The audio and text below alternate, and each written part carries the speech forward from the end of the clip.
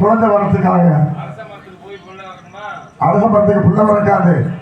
அரச மரத்தை நாங்க யார் விஜயமான இடத்தில் ராமன் செட்டியாருக்கு ராமாய அம்மையாருக்கு நான் தவம் இருந்து வரம் இருந்து நான் குழந்தையாக பிறந்தேன். ஒரு காலத்தில் பிறந்தேன். அப்படி பிறந்து இந்த நாட்டில் நம்மளும் ஒரு பணக்காரனை வரணும் என்பதற்காக திருமணமான உடனே என் மனைவி கிட்ட கேட்டு, அதாவது திருமணத்தை முடித்து வைத்தார்கள். திருமணம் முடிந்த உடனே எனக்கு ஒரு ஆசை வந்துருச்சு. நம்மளுக்கு குழந்தை பிறப்பது உறுதி, ஆனா நம்ம சம்பாதிக்க வேண்டும். ஏன்னா 8 பிள்ளை கொடுத்தாலும் ஒரு செட்டி பிள்ளைக்கு ஆகாது. அதனால வெளிநாடு செல்ல வேண்டும்.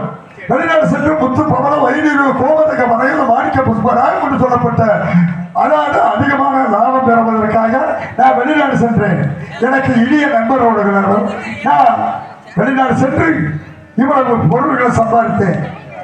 காலகாலமாக என் மனைவி சதா காலங்களிலே அரசாங்கத்தில் போய் கும்பிடுகிட்டு இருக்கிறத வழக்கம். ஏனென்றால் மனைவி அமைவது ஒரு மனிதனுக்கு இறைவன் கொடுத்த வரம்னு சொல்வார்கள். கணவர் நிறைய வெளிநாடு சென்றிருக்கார், அதிக நகை கொண்டு வருவாரு, பணம் கொண்டு வருவாருன்னு அவன் மகிழ்ச்சிக்கிட்டு இருப்பான்.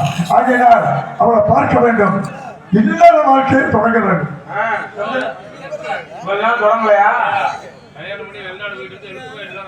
ஆமா, அதாவது மாடுவடை கோடி குமரம் அந்த புறம் அனைத்தும் இருக்கு. இத்தனை இருந்தும் ஒரு மனிதனாகப்பட்டவனுக்கு குழந்தை பார்க்க இல்லைன்னு சொன்னா அவன் உயிரோடு இருப்பதை விட இறப்பது மேலு. ஆகையா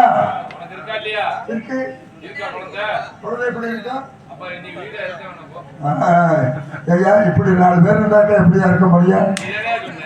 ஐயா, நான் என்ன சொன்னா திருமணம் முடிஞ்ச உடனே என்னுடைய மனைவிக்கு எனக்கு என் மனைவிக்கு திருமணம் முடிச்ச உடனே அவன் வந்த யோகமாகப்பட்டது.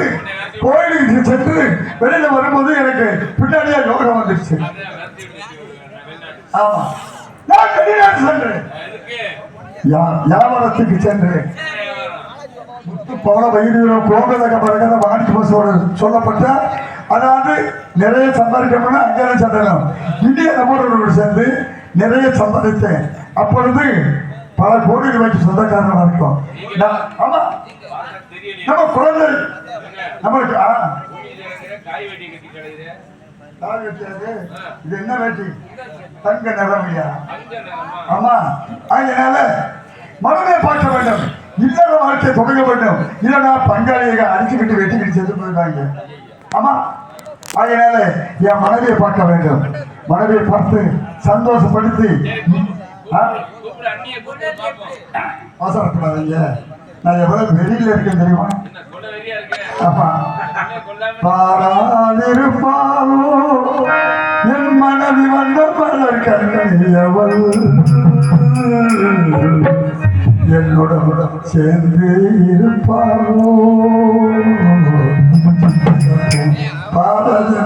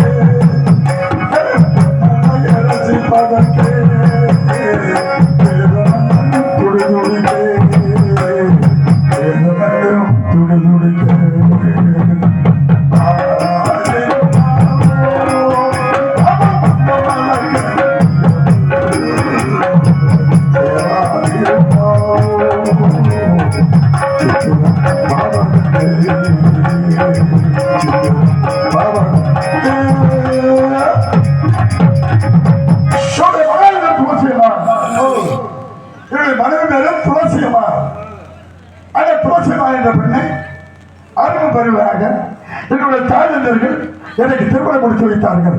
அந்த பெண்ணை திருமணத்தை முடித்து விட்டு நான் வெளிநாடு சென்றேன்.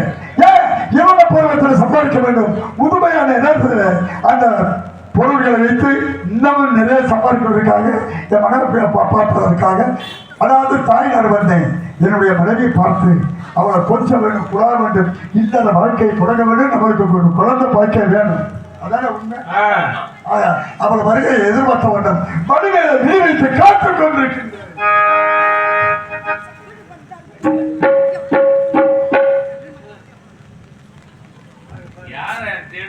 என்னுடைய மனைவி இப்ப வந்துருவா பாருங்க. ஆமா பாச உணர்வுல நம்மளுடைய கணவர் வெளிநாடு சென்று நிறைய பொருள் அதாவது பொன்பொருள் முத்து பவள வயதை கோவதை வரைய வாணிக்கர் புஷ்பராயம் என்று சொல்லப்பட்ட பிற உயர்ந்த பொருள்களை கொண்டாந்திருப்பார்.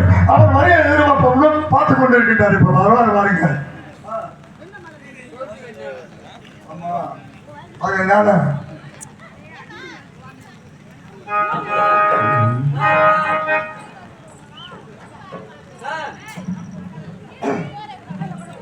ஏன் இடத்துல நான் இல்லாத நேரத்தில் என் மனைவியை பார்த்தீங்களா? ஏன்னா எனக்கு தெரியுது ஒரு பொசிஷன்.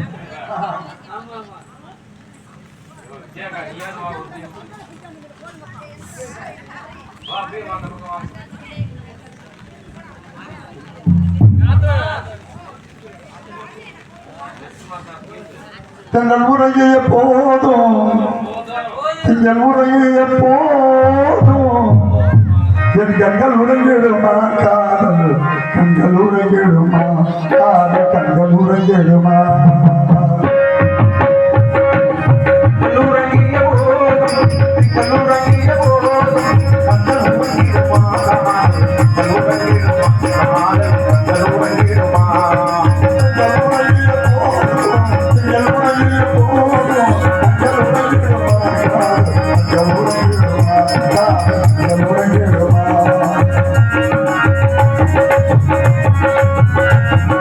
ஒன்று கடந்த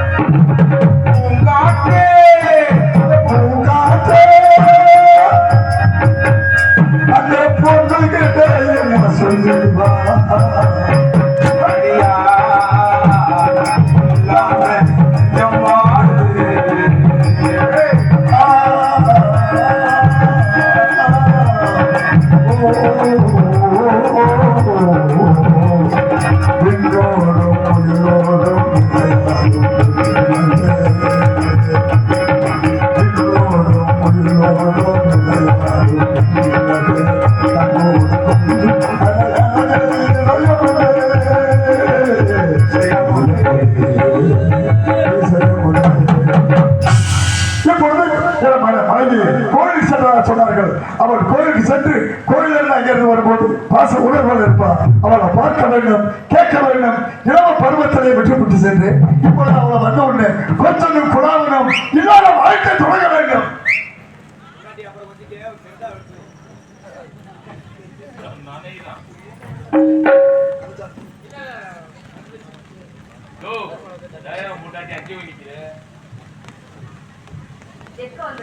கண்ணை துளசி வெக்கப்படல அப்படியே உள்ள வந்து கண்ணை துளசி நலமாக இருக்கின்றாயா? எப்படி இருக்கின்றாய்?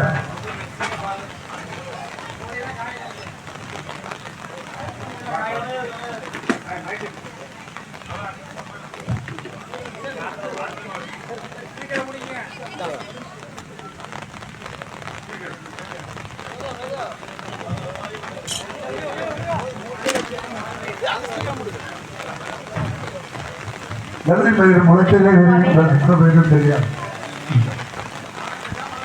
கண்ணை துளசி உன்னை பார்ப்போம், உன்னை பார்க்க வேண்டும், இல்லாத வாழ்க்கையை தொடங்க வேண்டும் என்றாங்க. உங்களோட வந்து நான் அதிக லாபம் நிறைய மிச்சம் ஏன் எத்தனை இல்லத்திற்கு வந்து எனக்கு மனைவியாக வந்தியோ அப்பவே எனக்கு யோகம் வந்து விட்டதுன்னு அர்த்தம். ஆகையால வெளிநாடு சென்று என்னுடைய இனிய நண்பர்களோட ஒன்று சேர்ந்து வியாபாரத்தை செஞ்சோம். அதிக லாபம். இந்த பணத்துக்கு சொந்தக்காரங்க பல ஆளுகள் இருக்கிறாங்க. எத்தனை செத்து போய் இருக்காங்க. உன்னை பார்க்க வேண்டும், கொஞ்சம் வேண்டும், புலவ வேண்டும், இல்லாத வாழ்க்கையை துவங்குவதற்காக உணவு வந்திருக்கீங்க. எப்படி தெரியுமா? மலர்ந்து மலராத பாதி மலர் போல சுவாமி, உங்களை பார்க்கும்போது எனக்கு சந்தோஷமா இருக்கிறது. எவ்வளவு பொன் பொருள் ஆடை ஆபரணம்லாம் இருந்தாலும் அதிகமா இருந்தாலும் குழந்தை செல்வம் மட்டும் இல்லை இல்லவா? மனசுக்கு ரொம்ப உண்மைதான் சுவாமி. இவ்வளவு நகலட்டு பணம் இருந்தாலும் நம்மளுக்கு ஒரு குழந்தை இல்லையா? என்ன தெரியுமா காரணம்? என்ன? நீ வந்த என்றைக்கு காலெடுத்து என்னுடைய இல்லத்தில் கால வச்சியோ அன்றைக்கு எனக்கு யோகம் வந்து விட்டது. அப்படியா? அந்த பெருமை எனக்கு இருக்கட்டும் சாமி. உங்களுக்கு நான் குழந்தை, எனக்கு நீங்க குழந்தை. நம்ம இருவரும் சந்தோஷமா இருக்கணும். நீங்களும் வெளிநாடு விட்டு சென்று விட்டீர்கள். எனக்கு உங்களை பார்க்காம மனசுக்கு ரொம்ப கஷ்டமா இருந்தது. இன்றைக்குதான் ரொம்ப சந்தோஷமா இருக்கிறது. ஆமா.